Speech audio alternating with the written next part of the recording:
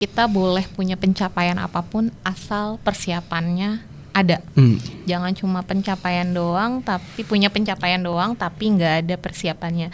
Dan kalau bisa ya nggak usah muluk-muluk lah gitu. Lebih tenang, lebih menikmati hidup gitu kan, lebih yang ya udahlah nggak usah banyak-banyak wishlist gitu. Mungkin kalau misalnya katakan masih hidup aja masih syukur gitu ya.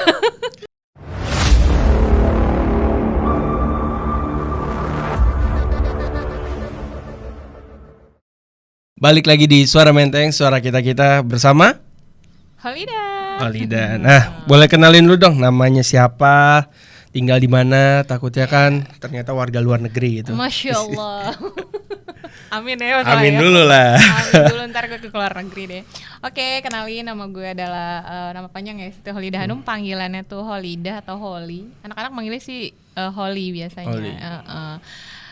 Kebetulan gue tinggal di Jakarta Timur. Terus apalagi tadi pertanyaannya? Aktivitas. Kebetulan saya aktivitasnya mengajar dan belajar. Yes. Mengajar SD. Enggak, mengajar anak TK, privat anak SD, SMP, SMA. Berarti semuanya. Dan memang aktif dengan anak-anak ya masih kuliah atau masih sekolah lah gitu. Gen Z sekarang berarti ya, anak Gen sekali. Z. Kak Holly di 2025 nih. Berarti sebagai seorang guru biasanya tuh punya harapan atau resolusi gitu. Nah, aku mau nanya dulu dong, resolusi di 2024 dari seorang Kak Holly itu apa? Di 2024 ya? Ya, nggak muluk-muluk sih sebenarnya. Untuk mencapai goals wishlist gitu ya, satu-satu pasti setiap orang tuh punya banyak ya gitu, punya banyak. Tapi seenggaknya mungkin ya tadi konsistensi. Apakah ketika kita punya sebuah visi, misinya berjalan dengan lancar atau tidak gitu kan.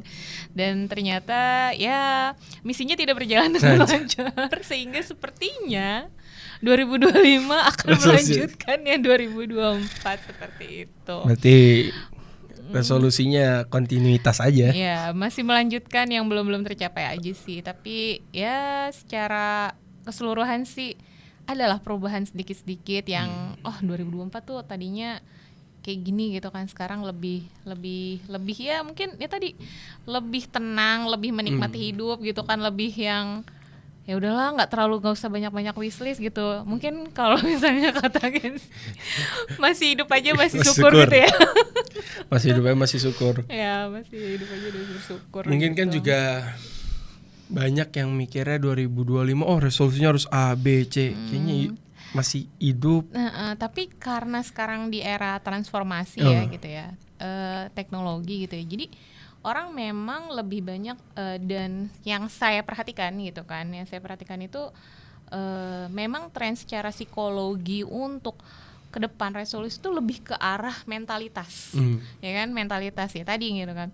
Gue bisa hidup tenang aja sih udah syukur. Bisa makan aja udah syukur gitu kan.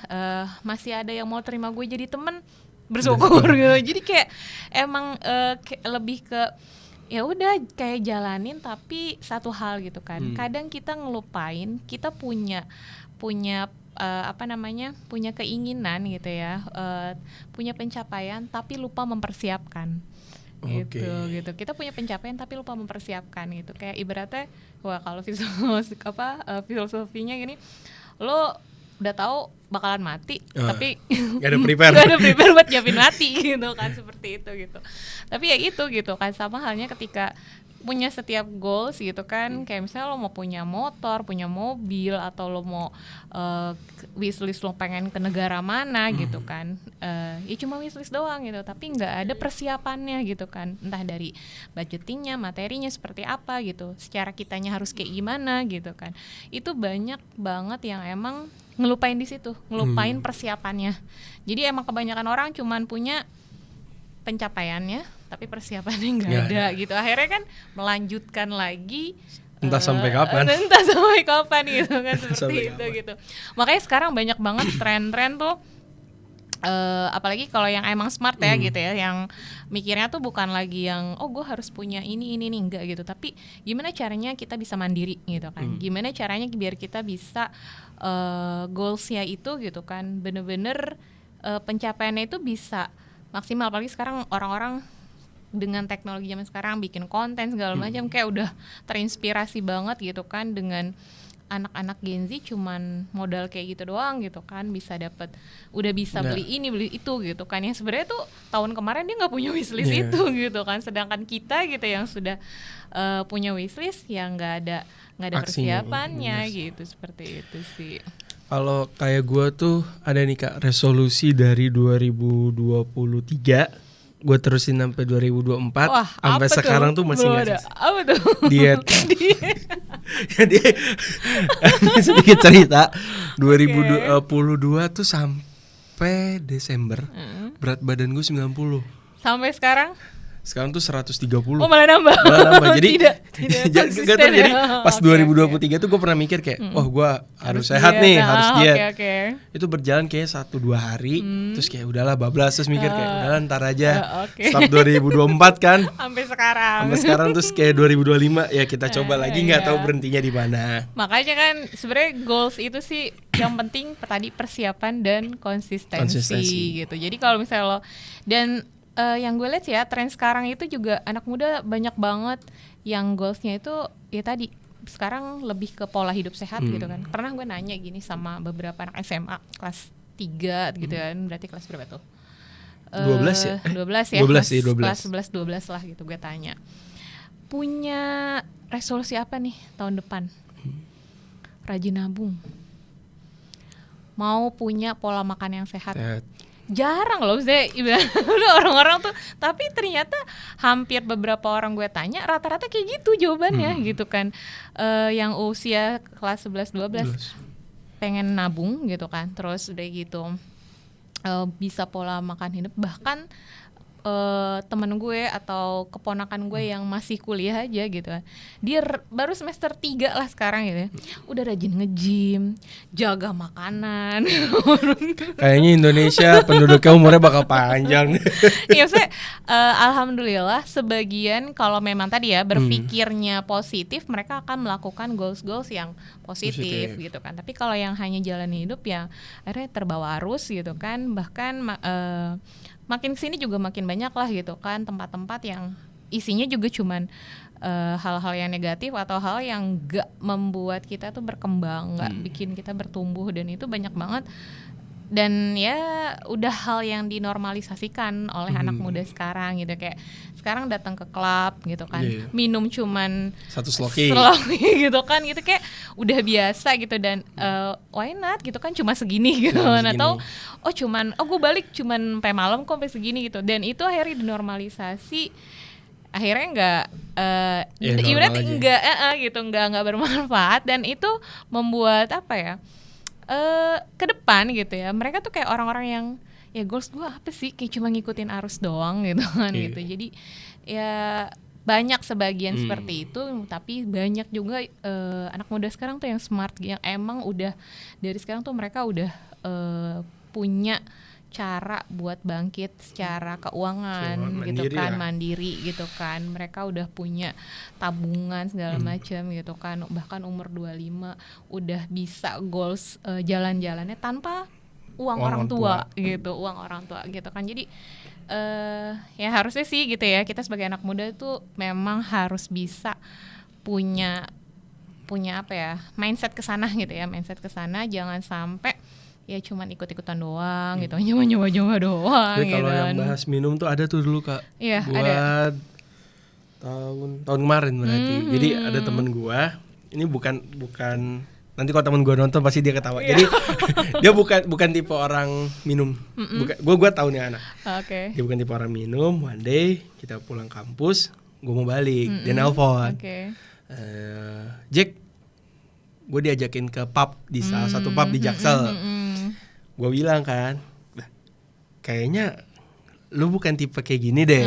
Terus dia bilang, gak apa-apa Jak, sekali-kali.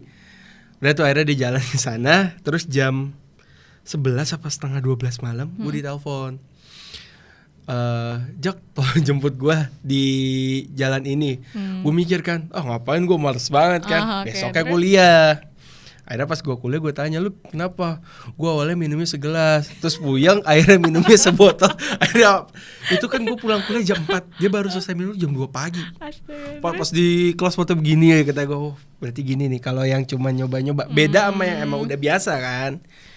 Makanya mungkin ya kalau buat anak Gen Z, kalau kayak gue gitu kan, ya memang pola hidup sehat tuh penting banget gitu. Apalagi sekarang kan apa ya, penciptaan virus tuh banyak banget ya gitu. Oke, untuk masalah virus kayaknya agak bahaya deh.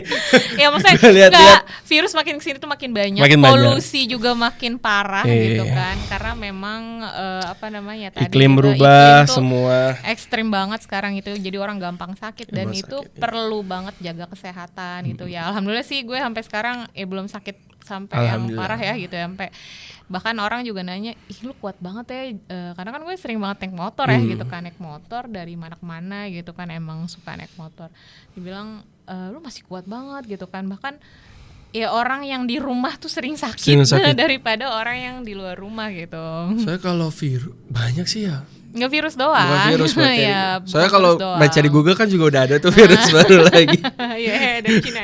Dari Cina itu, aduh.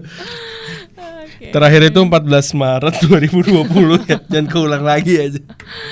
Ya, berarti resolusi Kak Holly 2025 salah satunya adalah melanjutkan ya, salah satunya adalah yang memang ya tadi ya, stay jaga kesehatan gitu kan. Terus memang lebih mandiri gitu kan, lebih mandiri secara ya financial freedom lah gitu kan. Jadi memang targetnya ke sana lah gitu, karena memang ya apalagi tahun sekarang gitu kan, kita nggak tahu nih inflasi makin gitu kan, jadi bahkan daya beli masyarakat juga semakin turun gitu kan, orang-orang juga usaha juga kayaknya kayak pada sepi nih gitu atau gimana, tapi ya itulah perjuangan gitu. Ya paling gampang di Indonesia kayak gini kayak gitu. Trending coffee shop kan juga gitu. Bahkan sekarang malah mereka udah mulai turun gitu, bahkan kalau bisa dibilang ya udah kayak ya tadi ngopi udah normal biasa aja, tapi bukan jadi yang FOMO akhirnya ada ini ada kopi baru nih gini, udah kayak udah selesai masanya gitu. Bahkan adik aku gitu kan, adik aku pernah main di ya biasa diriin cafe kopi gitu juga gitu, yang emang gak besar sih gitu, yang khusus kopi doang gitu kan, semua kopi dia cobain sendiri dari lokal gitu kan sampai ini, dan akhirnya ya lama-lama memang nurun gitu karena memang apa ya udah jadi biasa aja gitu kan, bukan orang FOMO-nya udah hilang gitu, jadi akhirnya dilepas sama dia. Nah, padahal modalnya gede tuh. Iya bener, modalnya gitu nggak kan, kecil, belum tentu balik modalnya. Nah, Kak, aku bukan punya ya, sebenarnya gini, minta dong kata-kata nih dari Kak Holly. Apa tuh? Serem dong. Kata-kata kayak penyemangat lah buat yang belum punya resolusi 2025, ataupun ada pesan nih dari Kak Holly buat anak-anak muda mungkin. Intinya sih tadi ya, satu, kita boleh punya pencapaian apapun asal persiapannya ada. Jangan cuma pencapaian doang, tapi punya pencapaian doang tapi nggak ada persiapannya. Dan kalau bisa ya nggak usah muluk-muluk lah gitu. Hari ini lo kayak gini, kira-kira ke depan lo mau kayak gimana dan apa yang bisa lo lakukan dari kondisi lo hari ini gitu kan. Jadi kalau misalnya emang kita ya masalah misalnya keuangan gitu kan, keuangan kita tuh kayak gini sekarang gitu, kita punya goals minimal gitu kan, kita punya cash atau punya tabungan sekian ya tahun depan gitu kan, ya udah gitu, kita mampunya bisa berapa, jadi nggak muluk-muluk harus kayak gini gitu kan, enggak.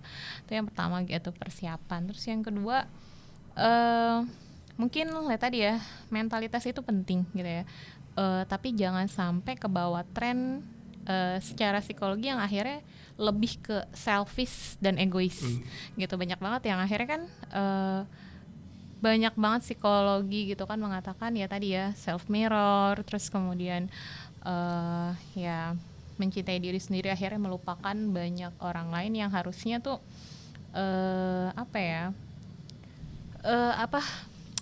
kepedulian kita ya, kepedulian akhirnya care sama orangnya itu akhirnya malah berkurang gitu. Jadi lebih ke itu aja sih gitu. Jadi goalsnya tuh boleh buat diri sendiri, tapi jangan sampai ngelupain orang-orang sekitar kita gitu, seperti itu aja sih dari gue. Mungkin dari tambahan nggak ada kayaknya, karena memang apa ya, dalam hidup tuh nggak ada yang muluk-muluk, karena kita sebagai makhluk individu dan makhluk sosial gitu kan. Jadi boleh gitu kan lo punya goals, tapi jangan lupa goals itu menyangkut diri sendiri memang penting, tapi jangan sampai kita lupa untuk care sama orang gitu kan. Itu aja sih. Keren banget Kak Holly. Nah, terima kasih buat Kak Holly yang udah nyempetin waktunya malam ini.